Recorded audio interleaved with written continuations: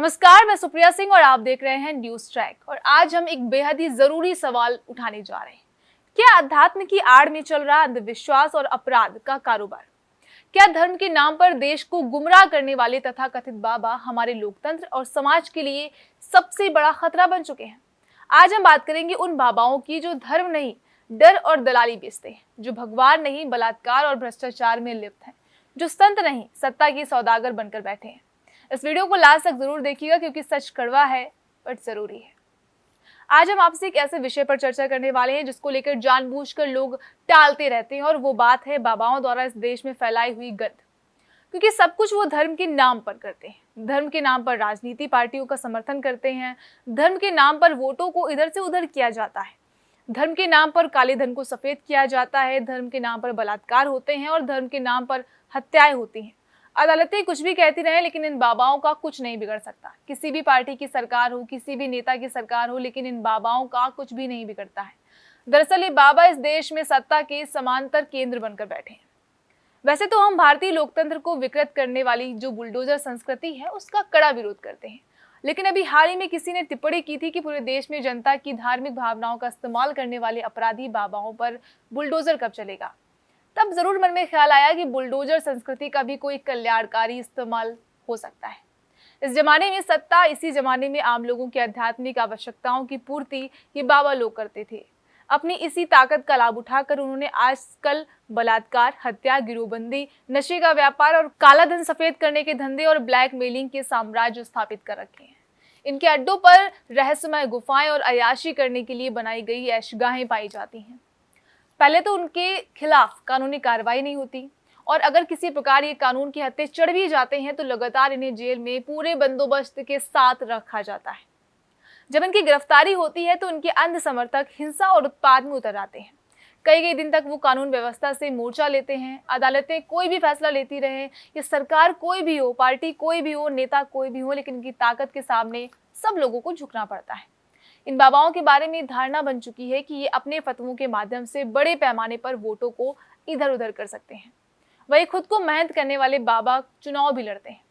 योगी आदित्यनाथ के उत्तर प्रदेश का मुख्यमंत्री बन जाने के बाद इनकी महत्वाकांक्षा बहुत बढ़ चुकी है। अब तकरीबन हर बाबा अपने आप को भविष्य का मुख्यमंत्री या उससे भी ज्यादा प्रधानमंत्री पद की उम्मीदवार के तौर पर देखता है। पिछले कुछ वर्षों में इन बाबाओं का कॉर्पोरेटीकरण भी हुआ है। हजारों करोड़ रुपए का व्यापार इन बाबाओं ने खड़ा किया है, और उद्योगपति, व्यापारी, नेता और जनता की आध्यात्मिक आवश्यकताओं की पूर्ति करने वाले ईश्वर के संदेश वहां कैसे बाबा कई तरह के भ्रष्टाचार में लिप्त हैं। अब हम एक एक करके इन बाबाओं के भ्रष्टाचारों का विवरण आपके सामने पेश करेंगे। बाबाओं का भ्रष्टाचार का सबसे ताजा उदाहरण है, जो धार्मिक भी है और राजनीतिक भी है, बाबा रामदेव, जो एक बहुत बड़ा कॉर्पोरेट ग्रुप चलाते हैं। आजकल सांप्रदायिकता फैलाकर अपना प्रोडक्ट बेचने की कोशिश कर रहे हैं। सोशल मीडिया पर काफी वायरल हुए एक क्लिप में योग गुरु के नाम से मशहूर बाबा रामदेव ये कहते हुए नजर आ रहे हैं कि बाजार में एक शरबत मिलता है, इसे खरीदने पर मस्जिदें और मदरसे बनेंगे। नाम पर एक कंपनी है, वो शरबत पिएंगे तो मस्जिद और मदरसे बनेंगे। और पतंजलि का गुलाब का शरबत पीते हैं आप, ये शरबत पिएंगे आप तो गुरुकुल बनेंगे, आचार्य कुलम बनेगा, पतंजलि विश्वविद्यालय, भारतीय शिक्षा बोर्ड आगे बढ़ेगा। लेकिन अगर बाबा रामदेव का बना हुआ शरबत खरीदा जाएगा तो उस पैसे से गुरुकुल और आचार्य कुल बनेंगे। उनका संदेश स्पष्ट रूप से कह रहा है कि हिंदुओं को शरबत नहीं पीना चाहिए। इसे एक ऐसी दवा कंपनी बनाती है जिसका स्वामित्व एक पुराने जमे हुए अल्पसंख्यक घराने से है। ये कंपनी यूनानी और तिब्बी उपचार प्रणालियों पर आधारित दवाएं बनाने के लिए मशहूर है। हम जानते हैं कि आयुर्वेद की तरह ये उपचार प्रणालियां भी भारतीय ज्ञान परंपरा में शामिल मानी जाती हैं, और सरकार ने भी इनकी पढ़ाई को प्रोत्साहित किया है। लेकिन इससे बेफिक्र होकर बाबा रामदेव इस कंपनी के खिलाफ सांप्रदायिकता प्रचार कर रहे हैं। बहुत से वैद्य और हकीम ऐसे हैं जो इस कंपनी से बनी हुई दवाओं का इस्तेमाल करके कम से कम पिछले 60 से 70 साल से आम लोगों को सस्ता उपचार मुहैया करा रहे हैं। लेकिन बाबा रामदेव को इस बात की कोई परवाह नहीं है। दरअसल बाबा रामदेव ने इस प्रचार के मामले में बहुत चालाकी से काम लिया। अगर वो अपने इस घोर अल्पसंख्यक विरोधी संदेश को विज्ञापन के रूप में आधिकारिक तौर पर अखबार में छपवाते या टीवी में दिखाते तो उनके खिलाफ कार्रवाई हो सकती थी। इसलिए उन्होंने इस विज्ञापन को आधिकारिक तौर पर पब्लिश ना करके बल्कि उन्होंने इस क्लिप को वायरल करके फैलाने का हथकंडा अपनाया। आपको बता दें कि ये वही बाबा रामदेव हैं जिन्हें अपने पिछले व्यापारिक सहयोगी बालकृष्ण, जिन्हें ये आचार्य कहते हैं, जिनके साथ झूठे विज्ञापन देने के कारण सुप्रीम कोर्ट के सामने बार बार माफी मांगनी पड़ी थी। देश की सर्वोच्च अदालत कई बार उनकी माफी से संतुष्ट नहीं हुई, क्योंकि उसमें हमेशा किंतु परंतु और चालाकी होती थी। अदालत ने दबाव डाला कि बाबा रामदेव की माफी बिना शर्त होनी चाहिए, और फिर बाबा रामदेव को कोर्ट के सामने एक गैर मिलावटी सीधी सच्ची माफी मांगनी पड़ी। और लेकिन इस माफी से भी वो सुधरे नहीं। वही अगर हम बाबा रामदेव के थोड़ी इतिहास में गौर करें तो आपको बता दें कि 2011-12 के दौरान चले भ्रष्टाचार विरोधी आंदोलन में बाबा रामदेव ने अपने हिसाब से एक नेतृत्वकारी भूमिका निभाई थी। ये अलग बात है कि उनकी इन गतिविधियों का अंत काफी विवादास्पद तरीके से हुआ। एक बार जब उन्होंने भूख हड़ताल करके अपने आप को चमकाने की कोशिश की, उस समय भी वो टिक नहीं पाए और जल्द ही उन्हें अपना अनशन भी तोड़ना पड़ा। जाहिर है कि उस समय वो अब जा चुका है। अब वो देश के सबसे बड़े कारपोरेट बाबा हैं और झूठ बोलकर सांप्रदायिक संदेशों के जरिए अपना माल बेचने में उन्हें कोई आपत्ति नहीं। अब हम बात करते हैं दुराचारी और हत्यारे बाबाओं के ऊपर। बलात्कार और हत्या में सजायाफ्ता डेरा सच्चा सौदा के बाबा गुरमीत राम रहीम ने तो शायद पैरोल और फरलों पर रिहा होने का रिकॉर्ड बना लिया है। जब भी चुनाव होते हैं तो राम रहीम को पैरोल या फरलों पर छोड़ दिया जाता है। अब इसमें डेरा सच्चा सौदा की जयंती मनाई जा रही है इस नाम पर, जो उन्हें पैरोल या फरलों पर छोड़ दिया जा रहा है। इस बाबा के ऊपर हत्या का आरोप प्रमाणित हो चुका है। वे सिरसा के प्रतिष्ठित पत्रकार रामचंद्र छत्रपति की हत्या के आरोपी हैं। उन्होंने जब राम रहीम के काले कामों का भंडाफोड़ किया था तो उन्हें अपनी जान से हाथ धोना पड़ा था। और दूसरा आरोप बलात्कार है। प्रधानमंत्री अटल बिहारी वाजपेयी को अगर इस बाबा की वासना के शिकार स्वाधीन होकर अनाम पत्र न लिखा होता, अगर पंजाब हरियाणा हाईकोर्ट ने इसका स्वतः संज्ञान न लिया होता, अगर सीबीआई कोर्ट ने 15 साल तक इस मुकदमे में खींचने के बाद अगर एक निडर न्यायाधीश जगदीश सिंह ने स्पेशल सेशन जस्टिस से इस बाबा को सजा न सुनाई होती, तो उसे बलात्कार में सलाखों के पीछे न जाना पड़ता। और जब इस जस्टिस टीम ने फैसला सुनाया तो उस समय बाबा के करीब 2 लाख आक्रामक अनुयायियों ने पूरा इलाका घेर रखा था। वही बलात्कार के अन्य आरोपी बाबा आसाराम को भी हाल में पैरोल पर छोड़ दिया गया है। इनके ऊपर भी बलात्कार और हत्या के आरोप हैं जो साबित हो चुके हैं। वही हरियाणा के एक और बाबा रामपाल इसी तरह के आरोपों में जेल जा चुके हैं। रामपाल के अनुयायियों ने भी बहुत दिन तक कानूनी व्यवस्था से लोहा लिया था। एक तरह से ऐसा लग रहा था कि हरियाणा में गृह युद्ध छिड़ गया हो और मनोहर लाल खट्टर की सरकार पूरी तरह से उनके सामने बेबस नजर आ रही थी।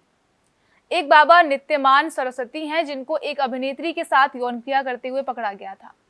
एक जैन सरस्वती स्वामी दल हैं जो एक मंदिर के मैनेजर शंकर रमन की हत्या के आरोप में गिरफ्तार हो चुके हैं।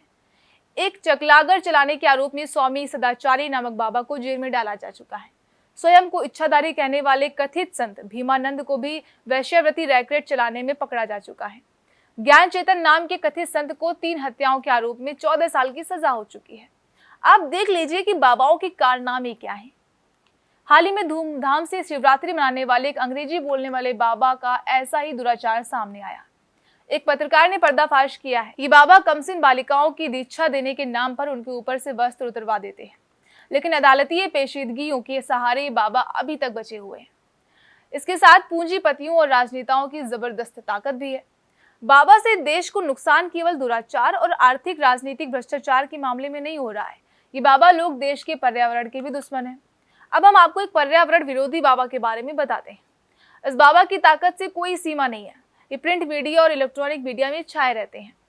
नेशनल ग्रीन ट्रिब्यूनल की आपत्तियों के बावजूद श्री श्री रविशंकर नाम के इस बाबा ने दिल्ली में यमुना की पूर्व भूमि, इसे फ्लड प्लेन भी कहा जाता है, पर एक बहुत बड़ा उत्सव आयोजित किया है। इस उत्सव को केवल इसलिए अनुमति दी गई क्योंकि इसमें प्रधानमंत्री नरेंद्र मोदी को निमंत्रित किया गया था।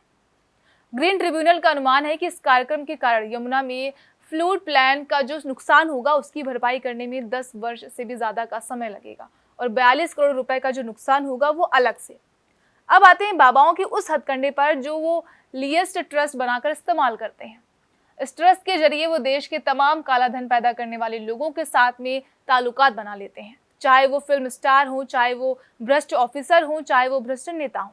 बाबाओं के लिए ट्रस्ट के जरिए बहुत बड़े पैमाने पर काला धन सफेद होता है। दरअसल कानून में इस तरह की कमजोरी है कि जिसके कारण बाबाओं को ये मौका मिल जाता है। जब तक वो कमजोरी कानून की दूर नहीं की जाएगी, इन लियस्ट ट्रस्टों के जरिए बड़े पैमाने पर बाबा लोग काला धन सफेद करते रहेंगे और इस तरीके से पूरे देश में भ्रष्टाचारियों का एक नेटवर्क केंद्र बने रहेंगे। अगर आप इन बाबाओं की संपत्ति के बारे में पता लगाएं तो आपकी आंखें खुली रह जाएंगी। सत्य साई बाबा का जब निधन हुआ था 2011 में, तब जानते हैं उनकी संपत्ति कितनी थी? $9 अरब। उनकी संपत्ति $9 अरब आंकी गई थी। आसाराम, जो कि हत्या और बलात्कार में जेल में बंद है। उनकी संपत्ति $5 करोड़ से कुछ कम ही है। वहीं खुद बाबा रामदेव का कारोबार 10,000 करोड़ रुपए का है। दरअसल अगर केंद्र सरकार इन रिलीजियस इतने कानून बदलती है, खासकर से मुस्लिम के ऊपर हमला करने वाले और मुसलमानों को कोने में धकेलने वाले कानून को बदलने में तो सरकार का कोई स्थान नहीं रहता है। और भ्रष्टाचार के विरोध में लड़ने की दावेदारियां भी प्रधानमंत्री द्वारा की जाती रही हैं। वो काला धन खत्म करने का दावा कर चुके हैं, तो क्या वो कोई ऐसा कानून नहीं बना सकते जिसके तहत पूरे पक्के तरीके से इन बाबाओं के लिए ट्रस्ट काले धन को सफेद ना कर पाए। याद करिए, जिस समय पंचकूला में राम रहीम के अनुयायी और दबाव का खेल खेल रहे थे, उनका मुकाबला करते हुए शानदार जज जगदीप सिंह उनके खिलाफ फैसला सुनाने जा रहे थे, उसी समय अखिल भारतीय परिषद ने घोषणा की थी। उस घोषणा में अखिल भारतीय अखाड़ा परिषद ने कहा था कि वो फर्जी और भ्रष्ट बाबाओं की एक सूची प्रकाशित करें ताकि उनका बायकॉट किया जा सके। लेकिन ये घोषणा ही रह गई। पता नहीं गंदगी फैलाने वाले बाबाओं का बहिष्कार कब शुरू होगा। इन बाबाओं के खिलाफ जनता को एक बहुत बड़ा अभियान चलाना चाहिए। जनता के दबाव से ही ये राजनेता और पार्टियां अपनी डोर इन बाबाओं के साथ जो बनी हुई है उसको काटेंगे। तो ये थे वो चेहरे जो खुद को भगवान का दूत कहते हैं, लेकिन सच्चाई से उनका कोई वास्ता नहीं है। धर्म के नाम पर जो चल रहा है वो सिर्फ अंधभक्ति नहीं है, वो सत्ता का समानांतर खेल है। सवाल ये है कि हम कब जागेंगे, कब इन बाबाओं का असली बहिष्कार शुरू होगा, और सबसे जरूरी बात कि क्या अब वक्त आ गया है कि हम धर्म और धोखे में फर्क करना सीख जाएं। अगर आप इस आवाज का हिस्सा बनना चाहते हैं तो इस वीडियो को शेयर कीजिए, सब्सक्राइब कीजिए और कमेंट करके बताइए क्या आपको भी लगता है कि बाबा राज के दिन अब खत्म होने चाहिए। मैं हूं सुप्रिया सिंह, मिलते हैं अगली बार एक ऐसी जरूरी सवाल के साथ। तब तक के लिए सतर्क रहिए, सोचिए और सवाल उठाइए।